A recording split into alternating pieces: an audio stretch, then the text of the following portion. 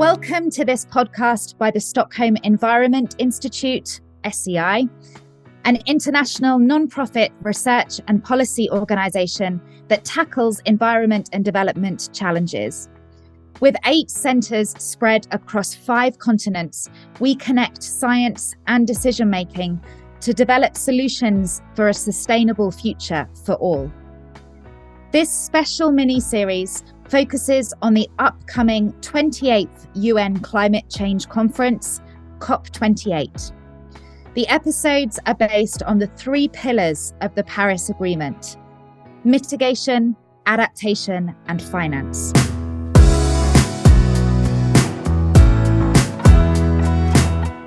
I am your host, Katie Harris, Senior Policy Fellow at SEI.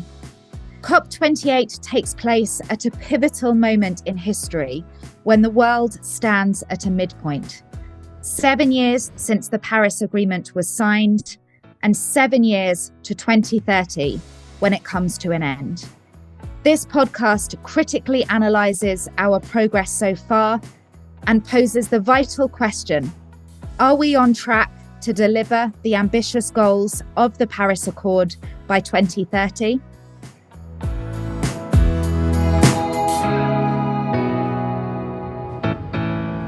In the last episode, we discussed adaptation. So if you haven't listened to our conversation, I encourage you to go back and check it out. Today, we're talking about loss and damage and climate finance with 2 of our top experts on the topics.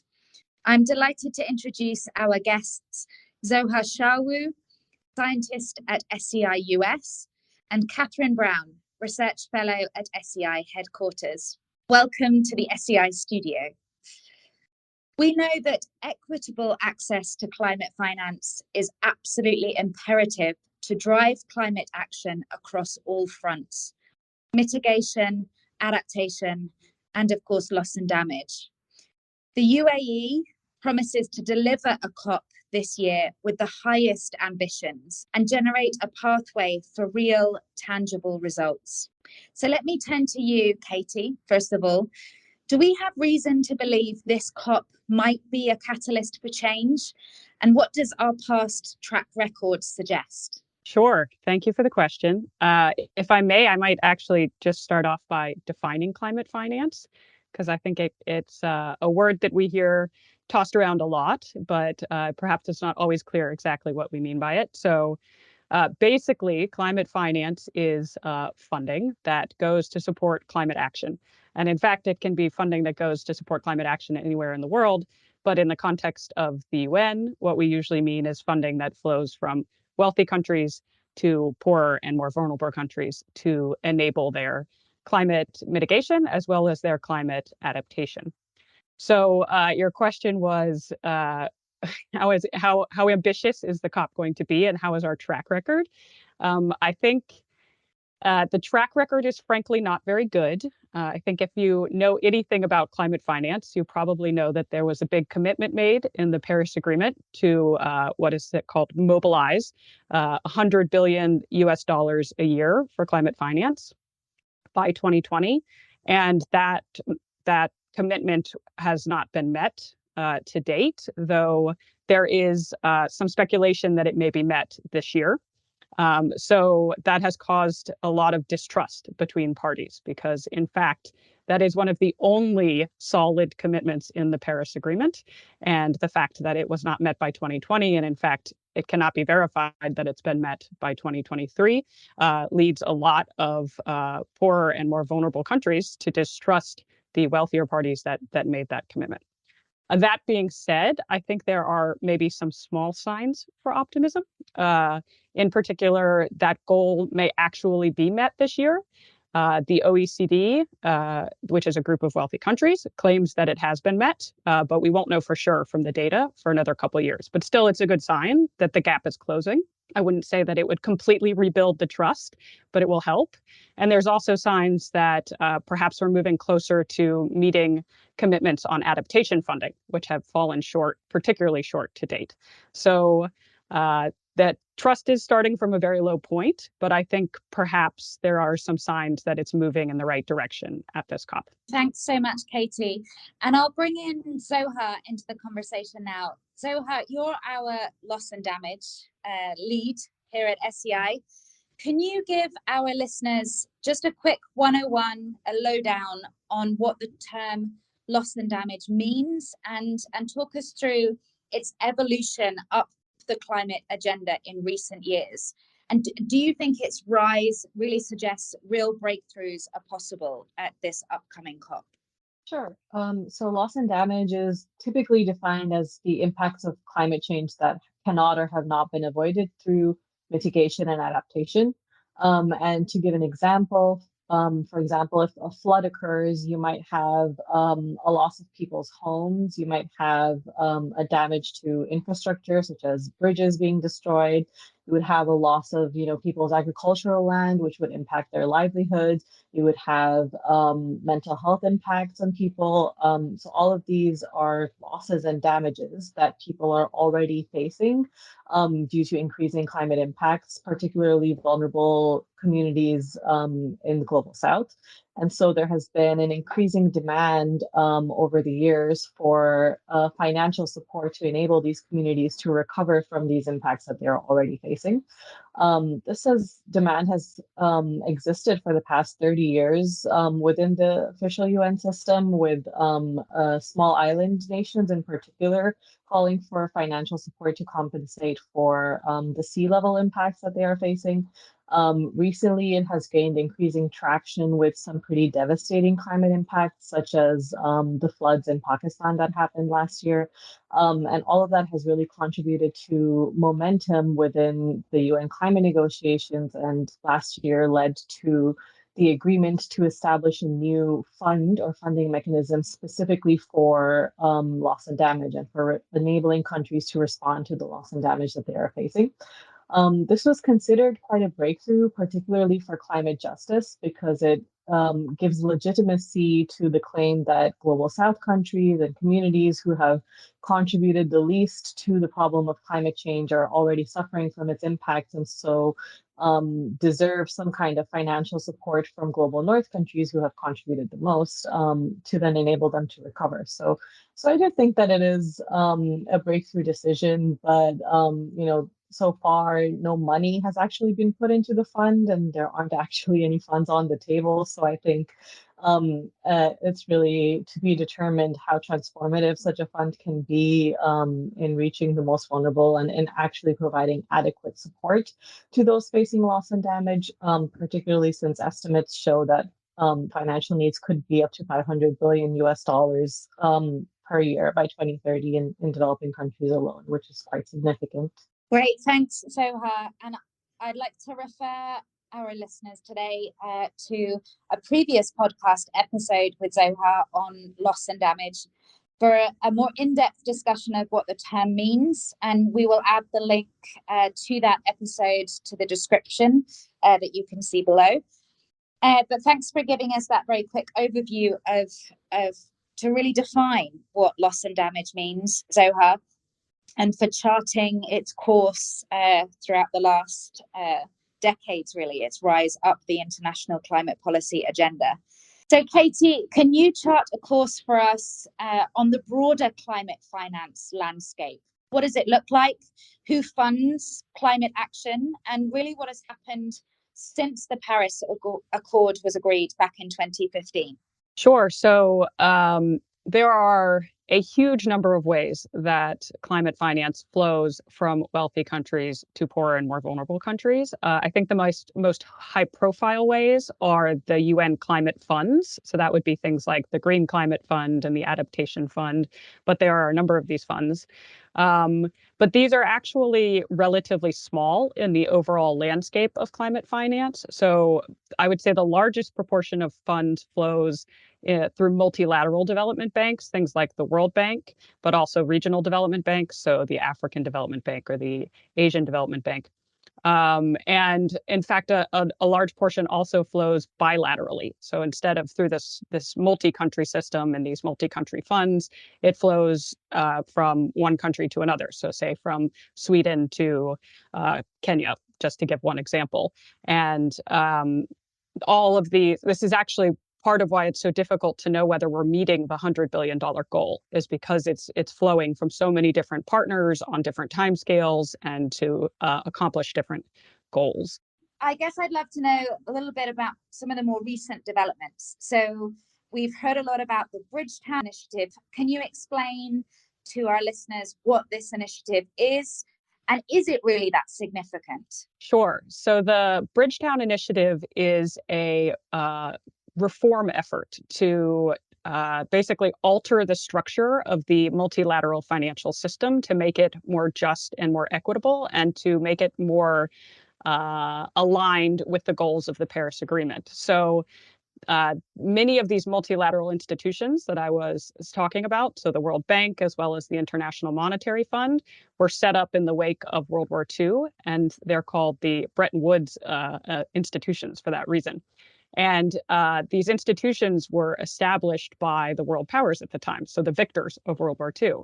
And many countries have long argued that they tilt the financial system in a way that favors the interests of these countries. So people think in particular of the United States, but also European powers.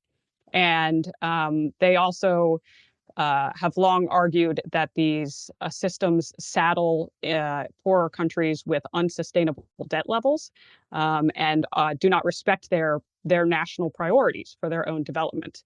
So this is a long-standing issue, and has long been a point of contention in the international system, but has gotten a lot of traction more recently. And I think the reason for that is actually mostly one person, who is Mia Mottley, who is the Prime Minister of Barbados.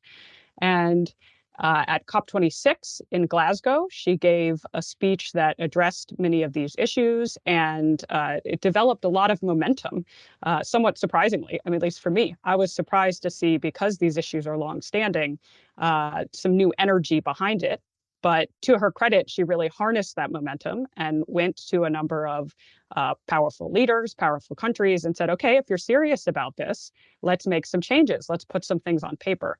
And so at a meeting in Bridgetown, they articulated a number of reforms that they would like to see around reducing debt burdens, around addressing loss and damage, also around eliminating subsidies for fossil fuel development, particularly under the World Bank. And I think, as I said, there's a lot of political momentum around these ideas, but there's also a lot of inertia in these institutions. So they are longstanding, and they're very slow to change. They're very resistant to change. And in some cases, they're very insular, especially I think people think the World Bank and the IMF are much more isolated from civil society scrutiny than the UN is, for example. So I think that, as I said, there's a lot of momentum building behind this, but it's not clear if that's going to translate into tangible change. And in particular, it's not clear if it's going to change anything within the UN process. So there's a lot of momentum around changing the World Bank and the IMF and the regional development banks, but it's not quite clear how it connects to the COP. So for me, going to the COP, I'm interested to see how that could translate into the agenda, into the actual negotiations, and into larger discussions about like the new climate finance goal, for example, that will come into effect in 2025. Just one more follow-up question for now. So you've mentioned that our past track record on delivering on our promises on climate finance is not a shining one. And that there are a lot of challenges that the Bridgetown Initiative has to overcome, including the inertia of the global financial architecture. And we know at the same time that countries with the greatest financing needs are also those that are experiencing or at the highest risk of experiencing the impacts of climate change. Is equitable access to finance, to climate finance, really practical and achievable in the near future? I actually think that it's not important whether it's practical. I think that There are, of course, difficulties in altering the financial architecture, and there are a number of challenges in coming up with public funding to support the most vulnerable populations. But I think we've seen examples lately where there was a sense of urgency around mobilizing funding. And I'll give the most recent and obvious one, which is COVID, which is that money materialized so quickly to support COVID initiatives in all over the world. And now we see many wealthy countries saying, well, they'll literally say, we're scraping the bottom of the barrel. We're doing everything we can to try to meet that $100 billion goal. And I think that it's not very persuasive, to be honest, when you see that when there is a more direct sense of threat to wealthy countries and to their interests, that suddenly money is not so difficult to find. And I think that when it comes to climate finance and climate change, actually the threat is just as direct, but it's just a matter of perception that we don't perceive it as quite as urgent. And I think that that's to their own fault. And I think that's at the root of the distrust.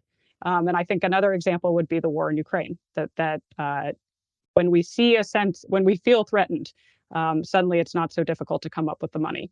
And so, like, to me, the reasonableness, the practicality argument is quite weak because I think the money is there and it's more a matter of to whose interest it's being deployed. I do think also to the same end that it is achievable. I think the $100 billion goal has well been achievable for a while. And in fact, we're thinking on a completely wrong scale. And I think that, as I mentioned, they're now debating what a new goal will look like in 2025. And I think we're going to talk about, a whole nother quantum, like a whole nother level of commitment. And it's needed. That in fact, 100 billion is well short of what we need and has long been achievable. And it's the political will that has been lacking. And I'm going to bring Zohar back into the conversation. And you mentioned at the beginning of this episode the fact that COP27 ended with this landmark agreement to establish a new loss and damage fund to enable vulnerable countries to respond to and recover from the climate impacts they are facing. Can you give us a few more details on what is the current state of the fund?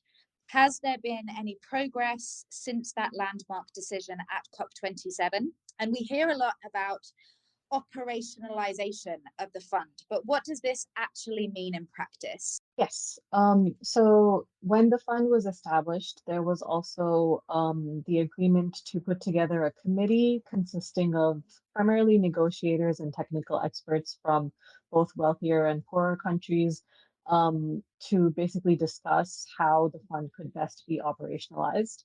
And that committee has met a few times, 3 times this year, to discuss different aspects of the fund, such as, how would it be governed, what activities would it cover, who would pay into it, who would receive funds from it, and so on. I would say, to be honest, that progress or discussions have been quite slow moving and disappointing and quite charged with political tensions between wealthier and poorer countries, which have undermined some of the more technical discussions that need to happen about, what is the best and most effective way for the fund to function to actually reach the communities that are most in need.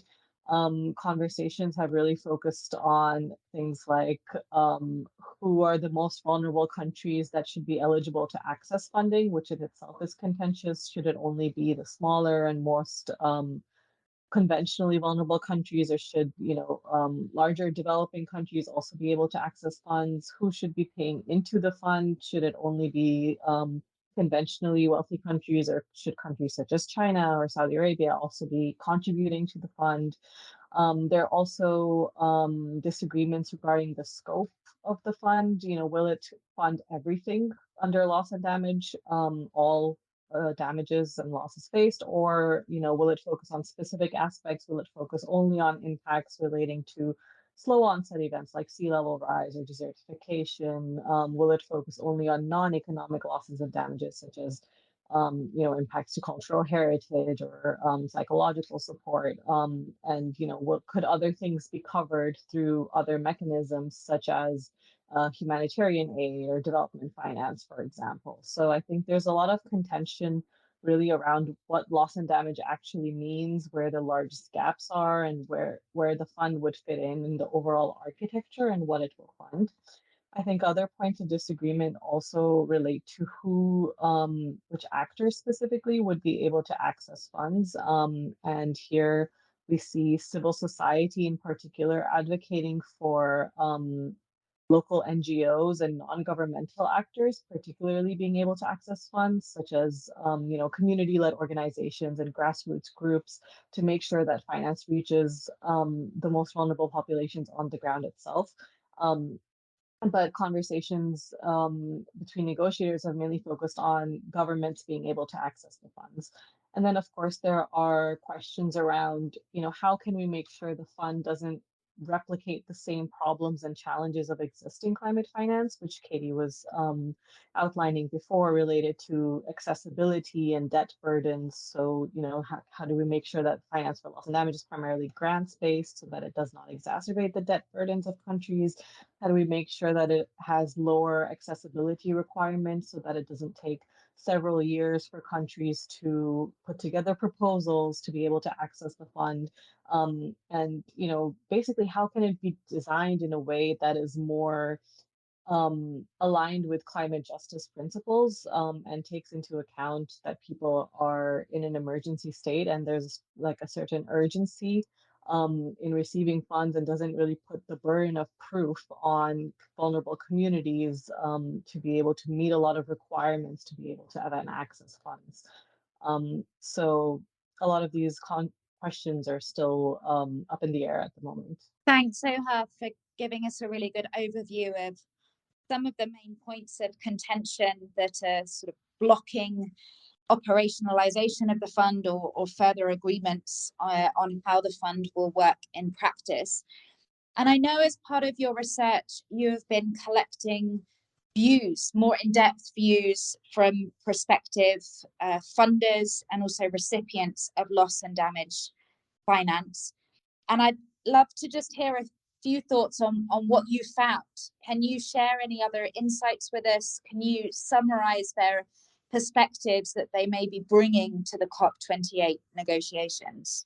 Yes, I can share a few recommendations based on our research for how we think the fund should best be operationalized.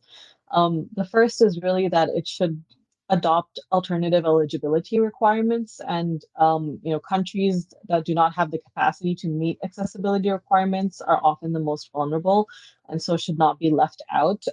So you could have lower access requirements for smaller countries or those with low capacity or conflict-prone areas. You could have lower due diligence requirements for organizations that are already accredited to access funds or already able to access funds.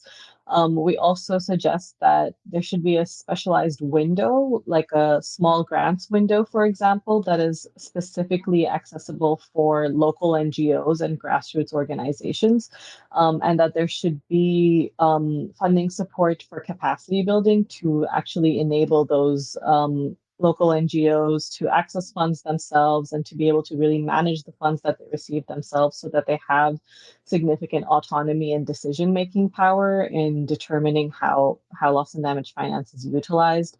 Another key point is, of course, that finance should be largely in the form of grants rather than loans, and also that it shouldn't necessarily be conventionally, the conventional project-based model of finance, where you have a certain amount of funds for one project and then the project ends and then you move on, which is how conventionally climate finance works. We say that loss and damage, the impacts are ongoing and continuous, and the need for recovery is a very long process that takes several years of rebuilding and getting livelihoods back on track. And so we argue that finance should be more, long-term and flexible, and in the form of, for example, direct budgetary support to governments, so that they don't have to deliver on specific project requirements, but can use the funds according to their own needs as the realities on the ground keep changing, as they're continually facing loss and damage impacts.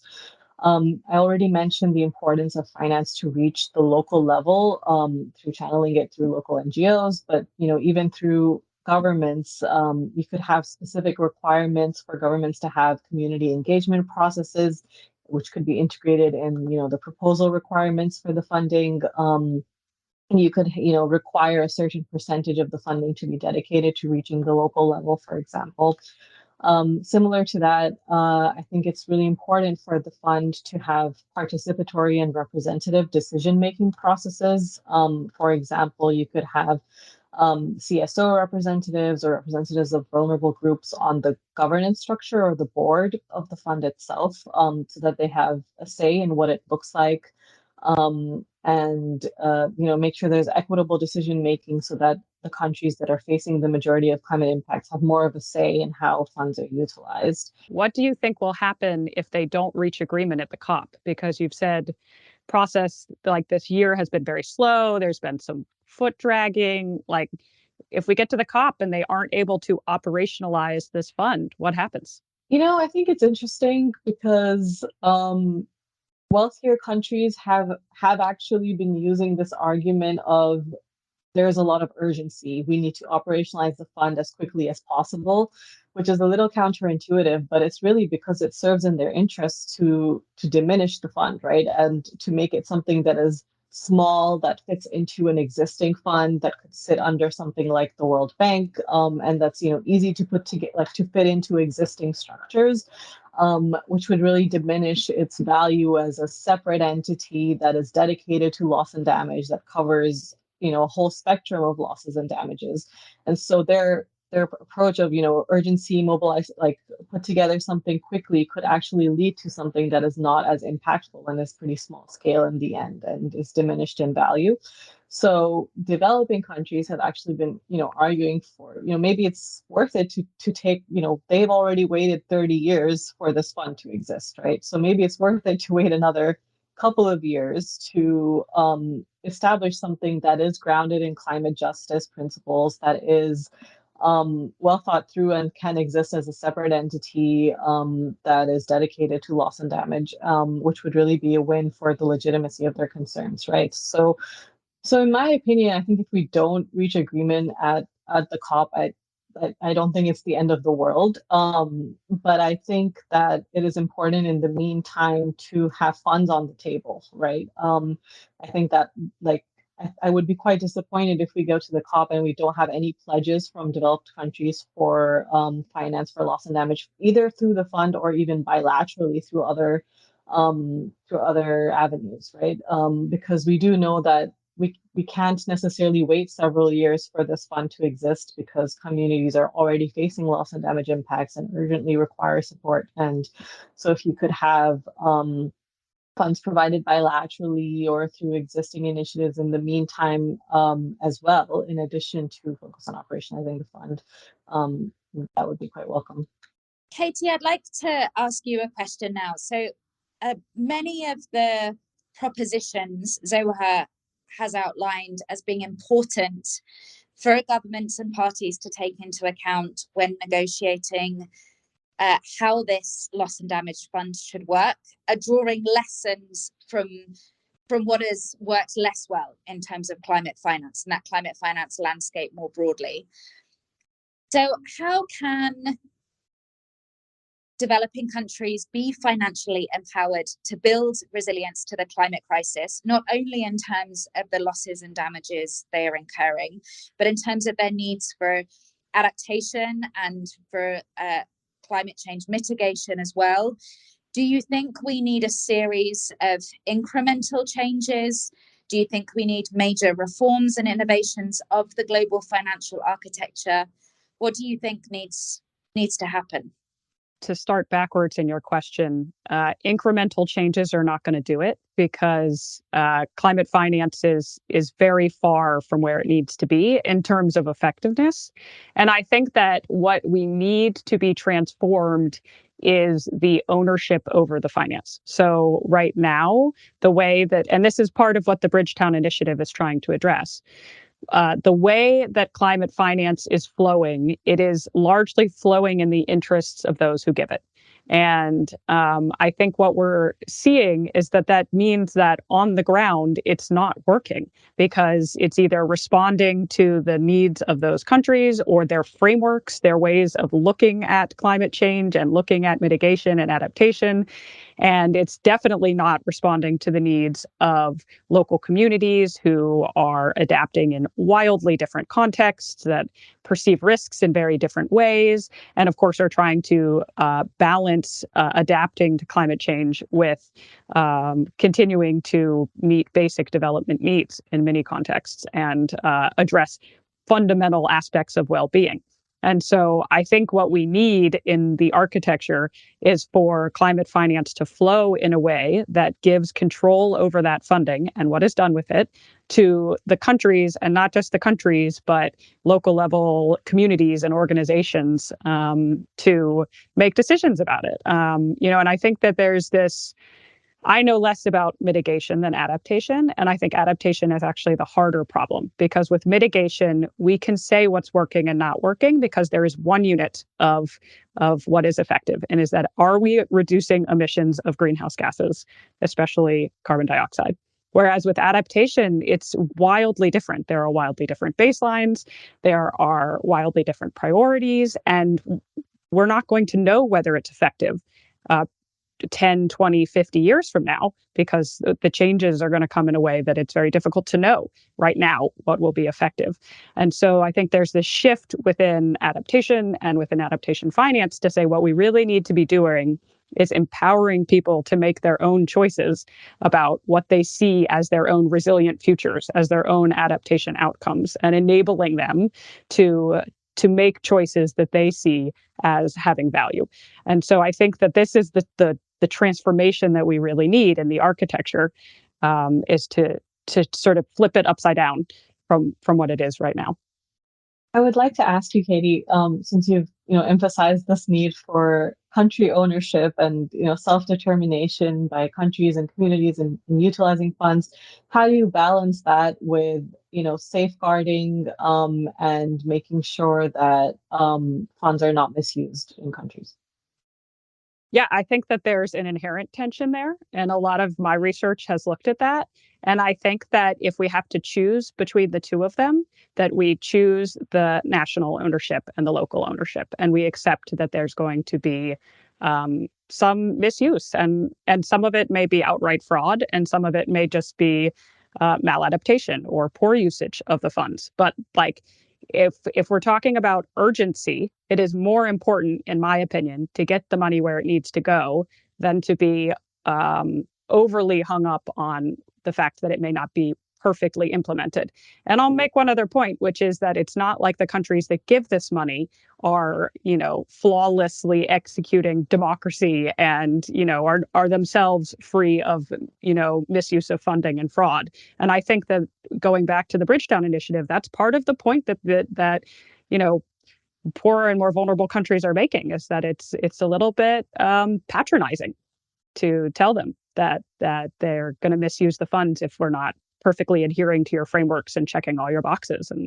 And so I think there is a trade-off, and we have to recognize that trade-off. But if we have to choose between them, we should choose towards, national and local ownership of the funding and what to do with it. I'd like to ask you both just one more question. So Zohar on loss and damage, Katie on climate finance more broadly. What do you think COP28 must deliver in this space to build trust and to effectively support, in terms of finance, climate action around the world? So what discussions and agreements are needed to deliver on those ambitions that we set in the Paris Agreement 7 years ago, that we only have 7 years left to fulfill? I think I already mentioned what I see as pretty critical is having funds on the table and wealthier countries coming in with pledges for loss and damage finance. I think that's something pretty tangible that the COP should deliver.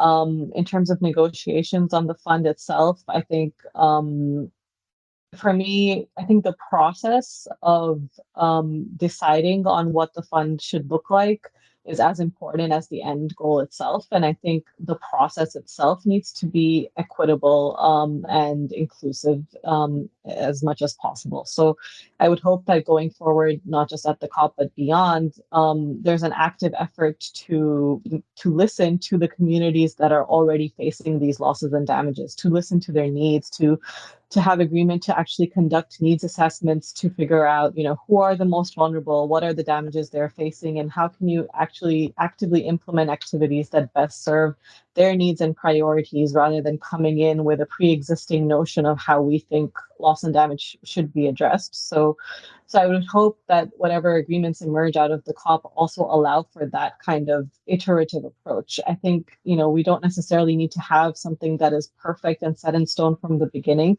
but I do think that there's a lot of value in this kind of piloting approach where, you try something out, but you leave things flexible and open enough that allows for significant input from communities on the ground, that allows for their own autonomy and decision-making power to be exercised. So I think most of all, what we need is a shift away from, serving country interests, developed versus developing, who will benefit from the fund, this kind of discussion, and move away and actually think about, the urgency of people already facing impacts and what do they need and how can we move in a way that accounts for that urgency and deliver support to them as quickly as possible.